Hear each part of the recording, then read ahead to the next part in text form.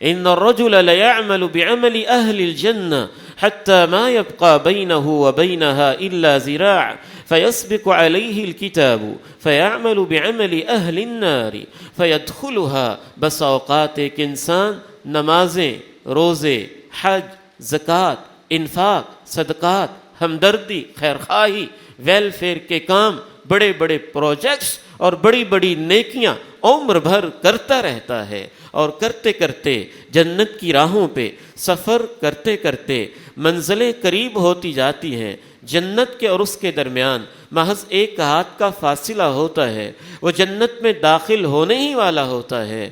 کوئی ایسا برا کام کرتا ہے کہ اس برائی پہ اس کی موت آتی ہے اور اللہ اس کو جہنمی بنا دیتا ہے. میں یہ جب حدیث پڑھاتا تھا تو گریجویشن کے اسٹوڈنٹ سمجھدار ہوتے ہیں، ان کے ذہنوں میں اشکالات، سوالات جنم لیتے ہیں، پھر وہ کرتے بھی ہیں، اور میں ان کو آزادی بھی دیتا ہوں کہ بیٹا آپ پوچھیں، نہیں سمجھ بار بار پوچھیں.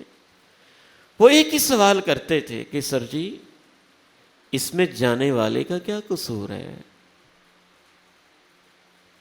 ساری زندگی نیکیاں کرتا رہا، اور جب شام زندگی کا وقت ہوا اس نے برائی کی اور جہنمی ہو گیا. ساری زندگی برائیاں کرتا رہا، شام زندگی کا وقت ہوا اس نے نیکی کی اور جنتی ہو گیا. سچی بات ہے. میرا خود ذہن کلیئر نہیں ہوتا تھا، سیٹسفائیڈ کرتا تھا، بچوں کو سمجھانے کی کوشش کرتا تھا. میرا ذہن تب کلیئر ہوا جب میں نے امام ابن رجب رحمہ اللہ کی عظیم کتاب جامع العلوم والحکم فی شرح 50 حدیثا من جوامع الکلم، جب اس کا مطالعہ کیا تو اس میں امام ابن رجب رحمہ اللہ نے ایک بڑی پتے کی بات لکھی. ایک شیخ الاسلام امام ابن تیمیہ نے کمال کی بات لکھی.